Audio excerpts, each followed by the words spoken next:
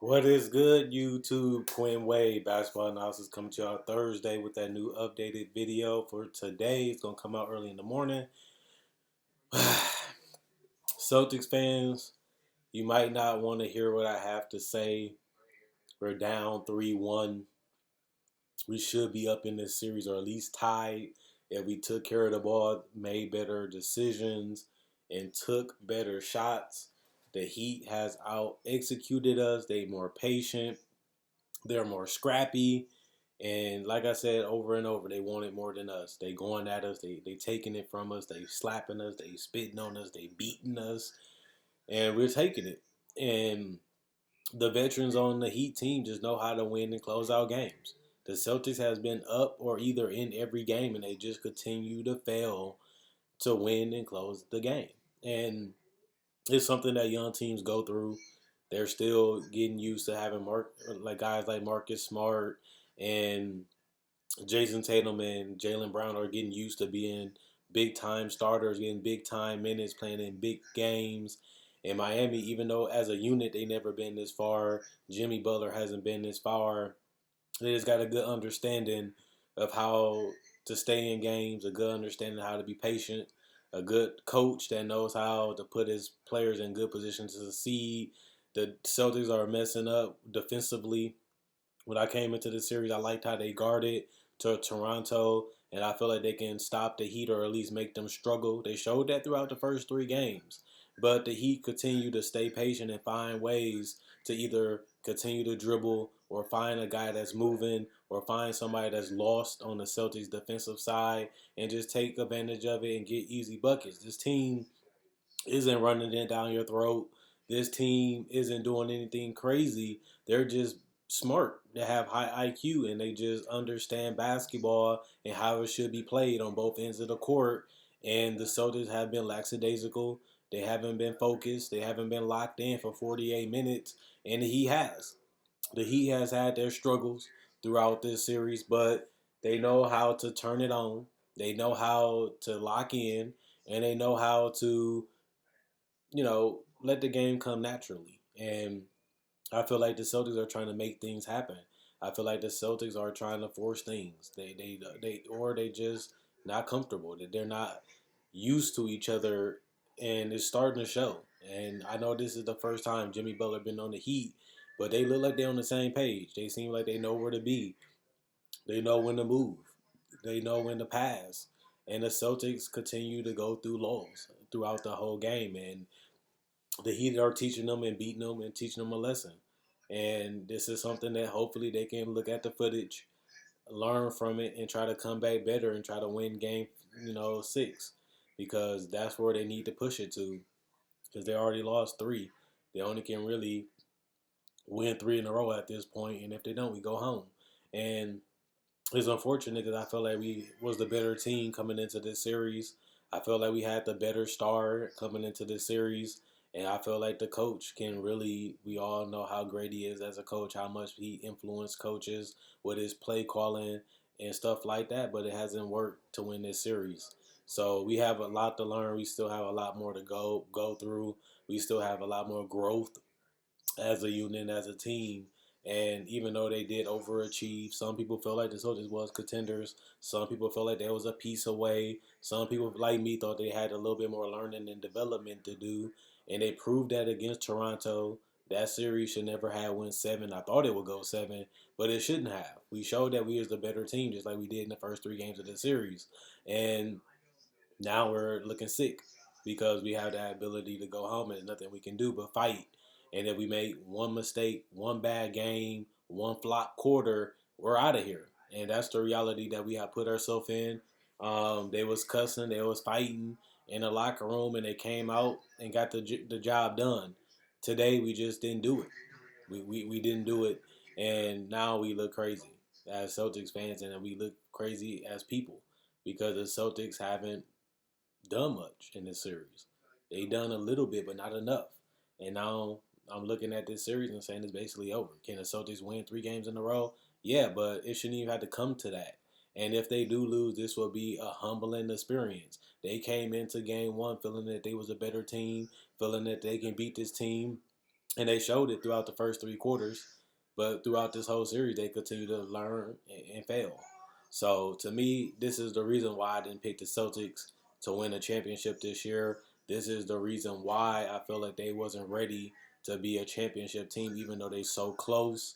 Now they far away, being down 3-1, and those are the reason why it came back to hunt them throughout this whole run. And now it might actually catch up to them. They're not out of it until they get the fourth loss, but they put a lot of pressure and a lot of havoc on their shoulders.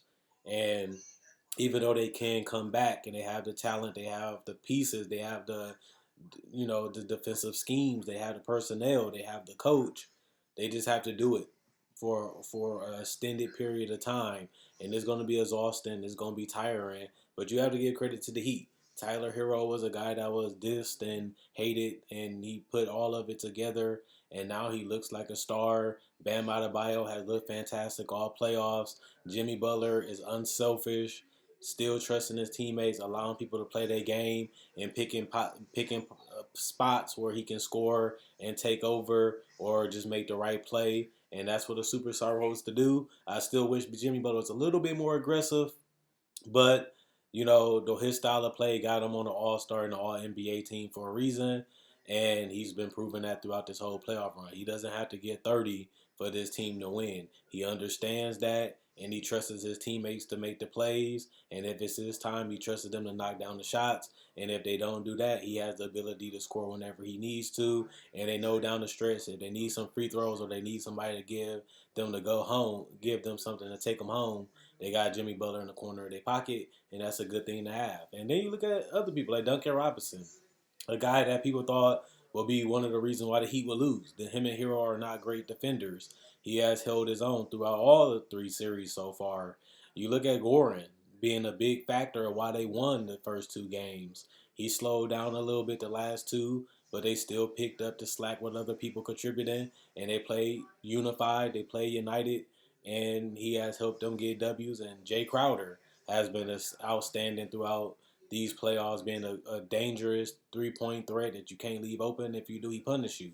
And that's something that people trust him. They believe him. And when he's on the court, they know how great he is defensively. And they know exactly what to do when they give him the ball or when he's open. They already know he's going to knock it down, and that's why they pass it to him.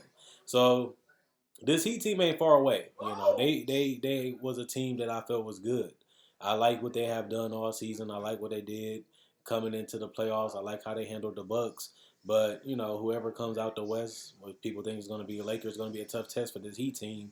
But they have shown that they are way more advanced and they are well prepared for anybody. They have beat some of the toughest teams to get to the NBA Finals if they get there, and they can hold their hat on that. It's going to be tough beating the other team to come out the West, but they have shown that they can beat anybody.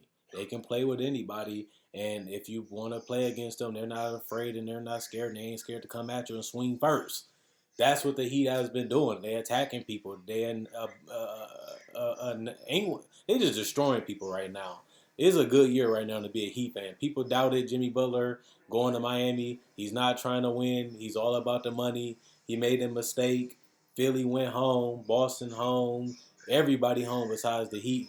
And now they're in control of the series. And now it's just going to be a stranglehold on the Boston Celtics neck, and they're gonna have to find a way to get out of it. But I gotta give a lot of love again to the Heat because you gotta give credit when it's due, and I feel that they do another long video about how great they have played and how well they have played together. And this is a team sport. Championship is a team goal and something that only a team can accomplish. And you have to give credit to this whole organization for even getting to the finals if they get there. And you have to give credit to Jimmy Butler for being a guy that knows when to attack, knows when to stay back, knows when to play his role, and knows when to step up when they need him the most. And he has done that throughout the whole playoffs. And him and Bam is a dynamic duo. They are two-way players, and they are very unselfish. And they fit exactly what this Heat culture is about: hard-working, feisty, and knowing when to grind and knowing when your time is there to step up. And they both have done that in this series and throughout the whole playoffs. So I have to give them their credit too. But I got love for the Heat, even if they beat us. I felt like they outplayed us. I felt like they outsmarted us and they outgrinded us. And I didn't think that was going to be possible, but they made a doubter into a believer, and I got to give them credit for that. Check out my website, analysisplayground.com. Link in the description comment section below. Check out my Facebook page, analysisplayground.com. Link in the description comment section below. Like on Facebook to show support. You can also buy merchandise on my Facebook page. Got hats, got shirts. If you want to support the movement, you can purchase any color shirt, any color hoodie, any color, even on my spread shirt. That will also be in the description comment section below. And whatever you want, I have you covered. Just message me on Facebook what color shirt you want, how you want the logo to be, and I can get it shipped out to you. Not only that, I have over 1,000 videos on my channel, and I do make videos each and every day, whether it's breakdowns of players, legends, rookies, or even summer league coverage, draft coverage, free agency, trade deadline, season previews, top 10 lists, whatever you need. I make videos each and every day about basketball. So if you love that, subscribe and like. This video allows more people to see it. The more people see it, the more the channel can grow. Not only that, it's just a small sign of support. Other than that, Quinn Wade Basketball Not So Go, and I'll see y'all Friday.